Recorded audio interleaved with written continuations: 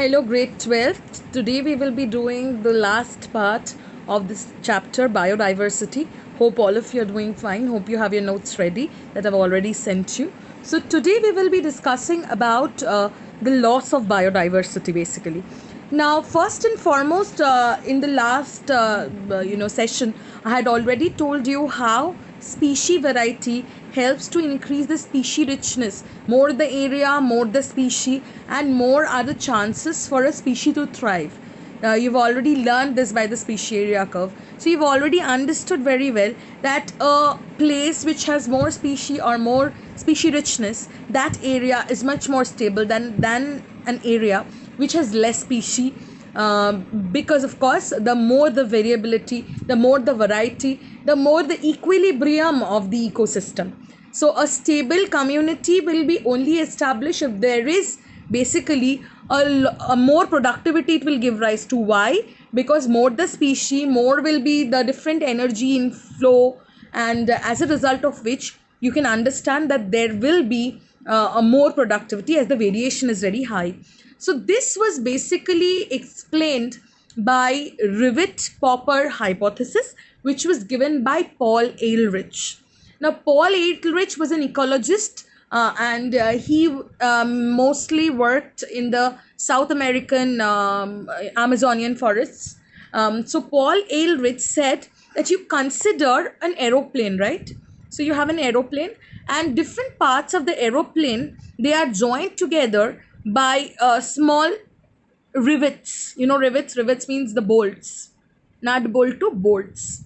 So now if you consider this aeroplane to be your habitat, to be your ecosystem, to be your community, those rivets are your species.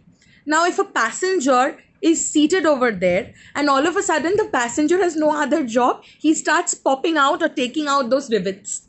Now, firstly, if I take out one passenger takes out a rivet, there will be no problem. Kono problem hobe na. Why?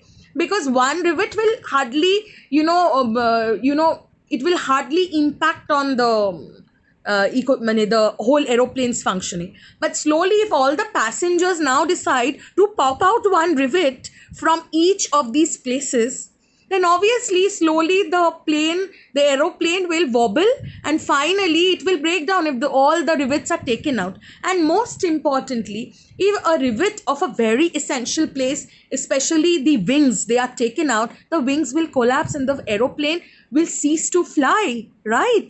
So basically, if we consider this to be an ecosystem, the aeroplane to be an ecosystem, and the species being the rivet, now we are the poppers, we are the passengers. So we are taking out one species, and because one variety is being lost, the ecosystem is losing its equilibrium. And slowly there are certain species called the keystone species. Those keystone species, if it is taken out from the community or from the ecosystem, the whole community or the ecosystem will collapse. So keystone species are very, very important. One keystone species, for instance, is your tiger.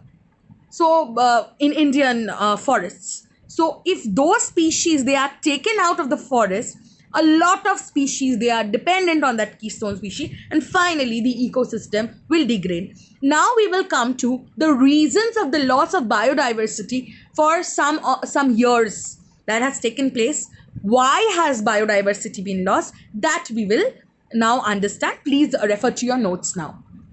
Children, before you refer to the notes, I would like to tell you about a special list called the IUCN Red List. IUCN, I've already told you the full form before. IUCN is International Union for Conservation of Nature and Natural Resources. So this is a union which actually takes care of all the biodiversity that has been lost, and some of them which are endangered, and some of them which are going to be extinct and has become very vulnerable, and it is found in, or some of the species which is found in very rare amount. So basically IUCN has made a red list, and that red list dates back to 2004. So the IUCN red list talks about all the organisms, be it plant species or animal species, that is either extinct or going to be extinct, that is endangered, or going to be endangered, that's vulnerable, and going to be vulnerable, that's rare, right? Now, understanding this, keeping track of this, we have tried to, list down different organisms. The IUCN has listed down certain organisms that are basically, falling under these categories. So we will now understand the loss of biodiversity and the reason. So firstly, to understand the reason for biodiversity, the major factors, the three major factors that is there is firstly population explosion. Now population, with the increased population, there is a need for space, there is a need for more resources. So trees are being cut down for spaces. Why? Because it is to house the population. Also, the second reason being urbanization. There's a frame shift change from the village population to city. Means people are shifting from villages to city. And you have seen mostly nowadays, you will find very less villages and more of cities, very less countryside nowadays. So second reason is urbanization, and third being industrialization. Of course, with the increase in the population, there has been a need for the industries to be built up. So of course you understand that the industries require a lot of space, so forests are being cleared down. So they are saying that according to IUCN, there is around 784 species, out of which 338 are vertebrates, 359 are invertebrates, and 87 are plant species, which have undergone extinction in the past 500 years. Of course, you've heard about some examples. Dodo. Dodo was a bird which existed in Mauritius, and now no more dodo is found. Quagga from Africa. Thylacine from Australia. Steller's sea cow, that's also a mammal, that's from Russia. 3 subspecies of tiger has become extinct. The Javan and the Bali tiger, they are all Indonesian species, and that has got extincted. And also another species of Caspian tiger, Caspian Sea. So Caspian Sea, Europe, Eurasia. So over there was another subspecies of tiger which has become extinct. Also India report. Now on referring to the notes, as I was saying, that in India there is one species of white rhino which has been lost, which has become extinct, because the last male was living as well as the female. Around 6 months back, the female was the last particular of that species to survive, and that species is now extinct. So now we will come back to the causes of the losses. So basically we call them the 4 evil quartet. So the 4 major causes for the loss of biodiversity. Number 1, habitat fragmentation or loss. Number 2, overexploitation. Number 3, alien species. And number 4, co-extinctions. Now we will come to it one by one. Habitat loss or fragmentation. Now habitat loss. Now somebody comes to your house and says that your house doesn't exist anymore. Means you cannot live in your house anymore. So similarly, something like this is happening to the animals and the plants. We are cutting down their houses. Where will they stay? So the most important reason for loss of biodiversity is because their habitat is being cut down. Some days back, you must have heard about Amazon rainforest that was burning. And Amazon rainforest is the lungs of the planet. Most of the oxygen is, we get most of the oxygen from Amazon. So basically Amazon was burning a few days back, and finally it is because of the natural rain that it stopped. Until and unless the rain did fall, the Amazon was actually burning. There was a forest fire and no man could save it. So the Amazon forest has been cut and cleared for soybean cultivation. So obviously there has been broken fragments due to different various activities. All of a sudden, in between a forest, there is the cultivation of certain crop.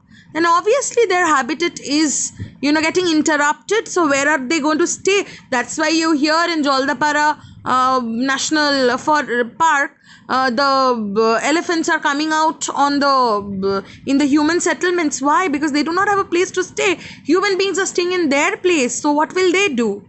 So next one is over exploitation. Now what are we doing is exploiting them too much. Like poaching, we are doing every possible thing to make them unsafe in their own environment, in their own habitat. Say for instance, Stelis cow, sea cow and passenger pigeon, they were actually exploited by many for their natural resources. Okay, so many marine population of fishes, they are being harvested for us to feed our stomach. So poaching, over exploitation by man is a major reason why biodiversity is coming to an end. Next one that we will be doing, the next reason is the alien species invasion. Now alien species invasion, what do you mean by that? Say for instance, you are staying in your house today and tomorrow your mom tells that in your room some relative is going to come and shift.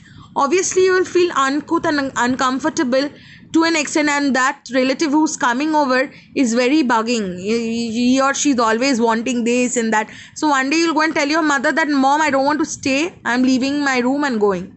So similarly, if a foreign species come and invades that particular species habitat, that particular species will not like to stay, right?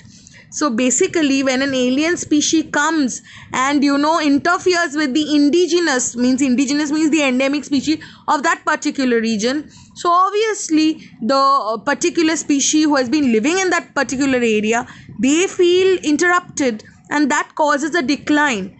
Nile perch is a fish which was introduced in Lake Victoria in Africa, and that actually led to the extinction and an ecological imbalance of more than 200 species of cichlid. Cichlids are small species of fishes.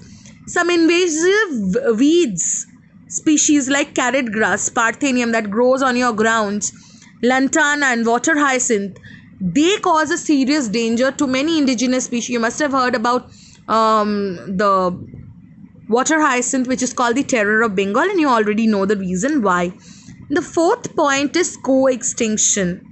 Co-extinction, say for instance, today, if say your parents say they are leaving the house, obviously you will also say, chalo, I will also go with you. So meaning that you are dependent on certain organisms for living in that particular habitat. If that particular organism becomes extinct, the other organism also becomes extinct. So when a host fish species becomes extinct, obviously the parasite which was feeding on that host species, that also becomes extinct, right? So I hope you've understood the different reasons why which biodiversity is being lost.